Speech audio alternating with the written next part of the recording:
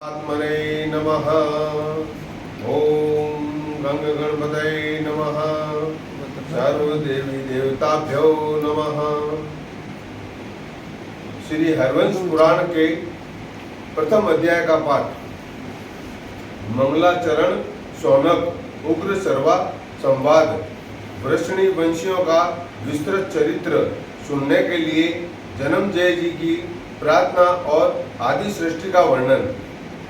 बद्रिका आश्रम निवासी प्रसिद्ध ऋषि श्री नारायण अथवा अंतर्यामी नारायण, नर नारायण सखा अर्जुन अथवा आदि जीव हिरण्यगर्भ तथा नरोत्तम इन हिरण्यगर्भ एवं अंतर्यामी से भी श्रेष्ठ शुद्ध सच्चिदानंदन पुरुषोत्तम श्री कृष्ण को और इन नर नारायण तथा नरोत्तम के तत्व को प्रकट करने वाली देवी सरस्वती को एवं देवी सरस्वती ने संसार पर अनुग्रह करने के लिए जिनके शरीर में प्रवेश किया है, उन व्यास जी को प्रणाम करके अविद्या रूपी अज्ञानांधकार को जीतने वाले इतिहास पुराणादि ग्रंथों का पाठ आरंभ करें।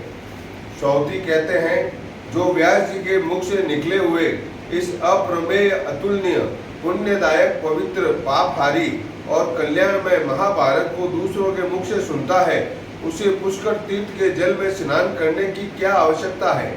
महाभारत कथा उससे भी अधिक पावन है।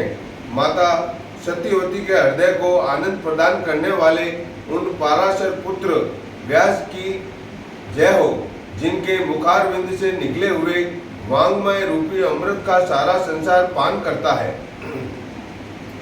जो गौओं के सींग में सोना मंडाकर वेद वेता एवं बहुयज्ञ ब्राह्मण को प्रतिदिन 100 गौएं दान देता है और जो पुण्यदायिनी महाभारत कथा का श्रवण मात्र करता है, इन दोनों में से प्रत्येक को बराबर ही फल मिलता है।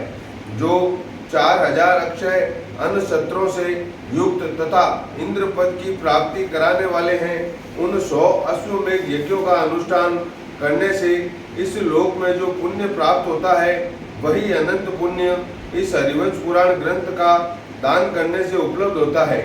यह बात महर्षि व्यास जी ने कही है। वाजपेयी और राजसूय यज्ञों के अनुष्ठान से तथा हाथी जूते हुए रथ के दान से जिस फल की प्राप्ति देखी या बताई गई है, वही फल हरिवंश ग्रंथ का दान करने से मिल जाता है। इसमें व्यास जी का वचन प्रमाण है तथा महर्षि वाल्मीकि ने भी इस महात्म्य का गान किया है। जो महातपस्वी पुरुष शास्त्रीय विधि के अनुसार हरिवंश को लिखता है या लिखवाता है, वह रस पर लुभाए हुए भंवरे के समान भगवान श्री कृष्ण के चरण कमलों पर पहुंच जाता है। ब्रह्मा जी के आदि कारण श्री नारायण को जिनसे ऊपर की छठी पीढ़ी का पुरुष बताते हैं, जो आश्रय विभूतियों से युक्त तथा नारायण के अंश से प्रकट है, एकमात्र सुखदेव ही जिनके पुत्र हैं, अथवा जो अपने पिता पराशर के एक ही पुत्र हैं, वैदिक ज्ञान के महानिधि स्वरूप उन महर्षि श्री कृष्ण वैप्यान व्यास जी की मैं उपासना करता हूँ। नैमिषारण्य की बात है, संपूर्ण शास्त्रों के विशेषज्ञ धर्मात्मा एवं कुलपति महामुनि शौनक ने सबके आदि कारण अंतर्यामी पुरुष पुरुभूत बहुत से यजमानों द्वारा दी गई आहुति को ग्रहण करने वाले पुरुषटुत बहुसंख्यक उपासकों द्वारा स्तुत्य ऋतु सत्य स्वरूप एकाक्षर प्रणमय अथवा एक अविनाशी है।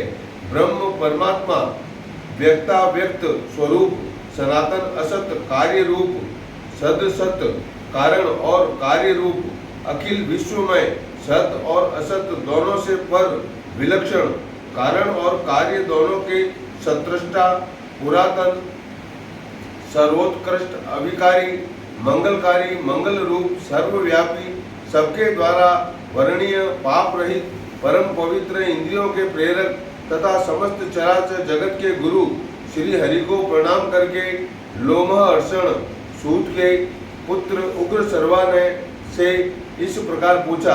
सौनक जी ने कहा, सूत नंदन, आपने भरतवंशियों अन्य सब राजाओं, देवताओं, दानवों, गंधर्वों, नागों, राक्षसों, दैत्यों, सिद्धों और गुह्यकों से संबंध रखने वाले यह बहुत बड़ा उपाख्यान महाभारत कह सुनाया।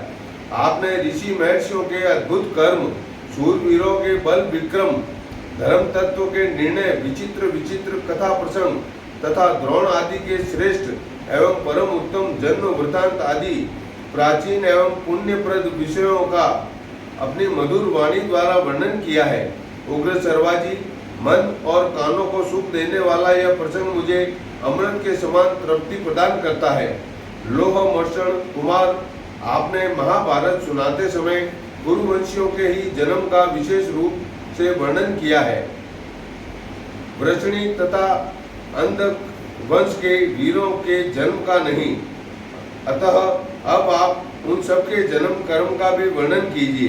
सूतपुत्र उग्र सर्वा ने कहा, शौनक जी, जन्मजय ने व्यास जी के धर्मवेता शिष्य वैशंपायन जी से जो कुछ पूछा था उसी के अनुसार मैं आरंभ से ही वृषणियों के वंश का आपसे वर्णन करता हूँ। भरतवंशी राजाओं के इतिहास को पूर्ण रूप से सुनकर भरत नंदन महाबुद्धिमान जन्मजय ने वैशंपायन जी से कहा। जन्मजय ने कहा, मुने, आपने पहले वेद के अर्थ को स्पष्ट करके विस्तृत रूप से वर्णन करने वाली धर्म, अर्थ, काम, मोक्ष आदि अनेक अर्थों से भरी हुई जो महाभारत की कथा विस्तार पूर्वक कही, उसको मैंने सुन लिया। उस महाभारत कथा में आपने बहुत से पुरुष श्रेष्ठ सूरों का वर्णन किया तथा बहुत से वृषणी और अंधकवंशी महारथियों के नाम और कर्म भी बताए। द्विजोतम, उनके उत्तम कर्मों का भी आपने उन स्थलों में संक्षिप्त रूप से वर्णन किया है। प्रभु, अब आप उनको विस्तार पूर्वक सुनाइए। आपने पहले जो संक्षिप्त रूप से वर्णन किया उससे मेरी तृप्ति नहीं हुई है। ये वृषणी और पांडव एक ही राशि कुटुंब के माने जाते हैं। तपोधन, आप वंशों की कथा कहने में चतुर हैं और उनकी सब बातों को आपने प्रत्यक्ष देखा है, अतएव उनके कुल का आप विस्तार पूर्वक वर्णन कीजिए। महामुने, जिस जिसके कुल में जो जो उत्पन्न हुए हों उन सबको मैं जानना चाहता हूँ। अतएव प्रजापति से आरंभ करके पूर्व काल में उनकी जिस प्रकार सृष्टि हुई है उन सब का विचार करके आप मुझे पूर्ण रूप से सब कथा सुनाइए। उग्र सर्वा ने कहा, जब सत्कार पूर्वक उनसे यह बात पूछी गई तब वे महात्मा वैशंपायन क्रमशः और विस्तार के साथ उस वंशावली की कथा कहने लगे। वैशंपायन जी ने कहा, राजन सुनो, यह वृषणी वंशियों की जन्म की कथा अलौकिक, पुण्यमय और पापों से मुक्त कराने वाली है। इसमें धर्म, अर्थ, काम, मोक्ष आदि अनेक पुरुषार्थों का उपदेश है। इस वेद के समान माननीय तथा आश्चर्यमयी कथा का मैं आपसे वर्णन करता हूँ। जो इस कथा को अपने हृदय में धारण करता है या इसको पुस्तक के रूप में अपने घर में स्थापित करता है अथवा बार बार इसको सुनता है, वह इस लोक में अपने वंश को स्थापित कर अंत में स्वर्ग लोक में प्रतिष्ठित होता है। जो नित्य सद सत्व रूप तथा कारणभूत अव्यक्त प्रकृति है उसी को प्रधान कहते हैं। सर्वशक्तिमान पुरुष ने उसी से इस विश्व का निर्माण किया है। महाराज, तुम अमित तेजस्वी ब्रह्मा जी को ही पुरुष समझो। वे समस्त प्राणियों की सृष्टि करने वाले तथा भगवान नारायण के आश्रित है। प्रकृति से महत्व, महत्व से अहंकार तथा अहंकार से सब सूक्ष्म भूत उत्पन्न हुए। भूतों के जो स्थूल भेद है वे भी उन सूक्ष्म भूतों से ही प्रकट हुए हैं। यह अनादि काल से प्रवाह रूप से चला आने वाला सनातन सर्ग है। अब जैसी मेरी बुद्धि है और जैसा मैंने गुरुजनों से सुन रखा है उसके अनुसार मैं भूत सर्ग का विस्तार पूर्वक वर्णन आरंभ करता हूँ। सुनो, यह प्रसंग पूर्वजों की कीर्ति का विस्तार करने वाला है। स्थिर कीर्ति वाले उन समस्त पुण्य कर्मा पूर्वजों के यश का कीर्तन, धन और यश की वृद्धि करने वाला, शत्रुओं का नाशक, स्वर्ग की प्राप्ति कराने वाला तथा आयु बढ़ाने वाला है। तुम इस विषय को हृदयंगम करने में समर्थ और शुद्ध हो और मैं इसका वर्णन करने में समर्थ हूँ। अतः पवित्र होकर आरंभ से वृषणी वंश पर्यंत परम उत्तम भूतचर का वर्णन करूँगा। तदंतर स्वयं भू भगवान नारायण ने नाना प्रकार की प्रजा उत्पन्न करने की इच्छा से सबसे पहले जल की ही सृष्टि की, फिर उस जल में अपनी शक्ति का आधान किया। जल का दूसरा नाम है नार, क्योंकि उसकी उत्पत्ति भगवान नर से हुई है। वह जल पूर्व काल में भगवान का आयन हुआ, इसीलिए वे नारायण कहलाते हैं। भगवान ने जल में जो अपनी शक्ति का आधान किया था, उससे एक बहुत विशाल सुवर्णमय अंड प्रकट हुआ। वह दीर्घ काल तक जल में स्थित था। उसी में स्वयं भू ब्रह्मा जी उत्पन्न हुए, ऐसा हमने सुना है। भगवान हिरण्यगर्भ ने उस अंड में 1 वर्ष तक निवास करके उसके 2 टुकड़े कर दिए। फिर उस टुकड़े से भूलोक बनाया और दूसरे लोक से भूलोक। उन दोनों टुकड़ों के बीच में भगवान ब्रह्मा ने अवकाश की सृष्टि की। जल के ऊपर तैरती हुई पृथ्वी को स्थापित किया, फिर 10 दिशाएं निश्चित की। उस ब्रह्मांड के भीतर ही उन्होंने काल, मन, वाणी, काम, क्रोध तथा रति आदि भावों की सृष्टि की। फिर इन भावों के अनुरूप सृष्टि करने की इच्छा वाले ब्रह्मा जी ने निम्नांकित 7 प्रजापतियों को उत्पन्न किया।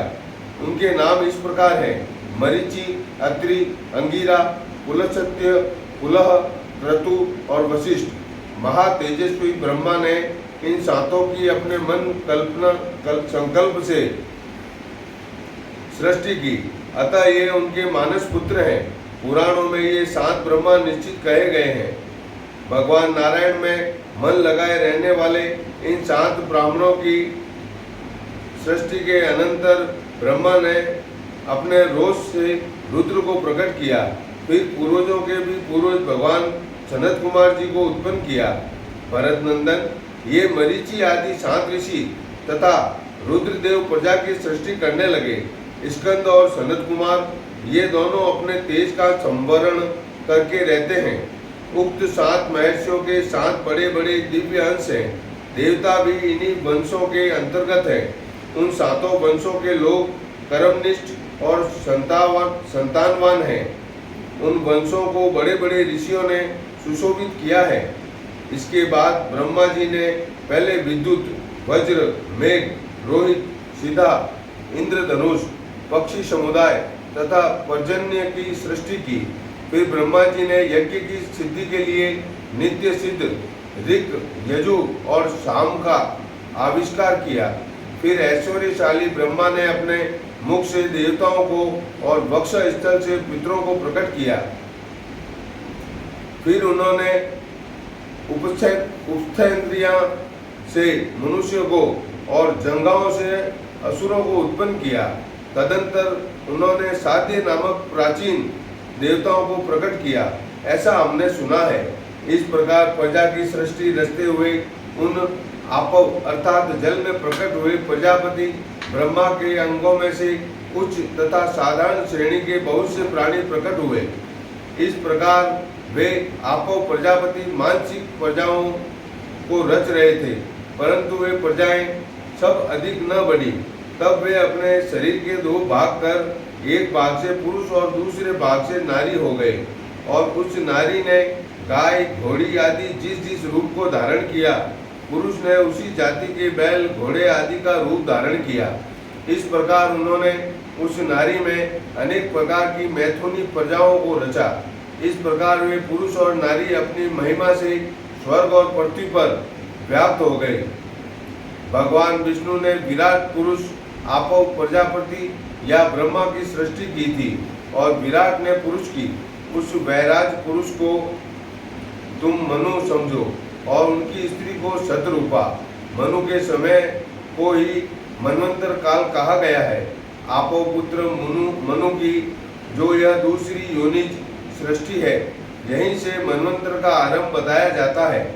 इस प्रकार शक्तिशाली वैराज पुरुष मनु ने प्रजा सर्ग की सृष्टि की।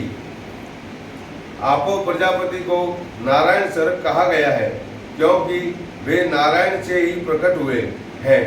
उनकी अयोनिजा प्रजा प्रथम सर्ग है और मुनि की योनिजा प्रजा द्वितीय सर्ग। जो इस आदि सृष्टि को इस प्रकार जान लेता है वह आयुष्यमान, कीर्तिमान, धन्यवाद का पात्र, संतानवान और विद्वान होता है। उसे इच्छा अनुसार उत्तम गति प्राप्त होती है। इस प्रकार श्री महाभारत खिल भाग हरिवंश के अंतर्गत हरिवंश पर्व में आदि सृष्टि का वर्णन विषय पहला अध्याय पूरा हुआ।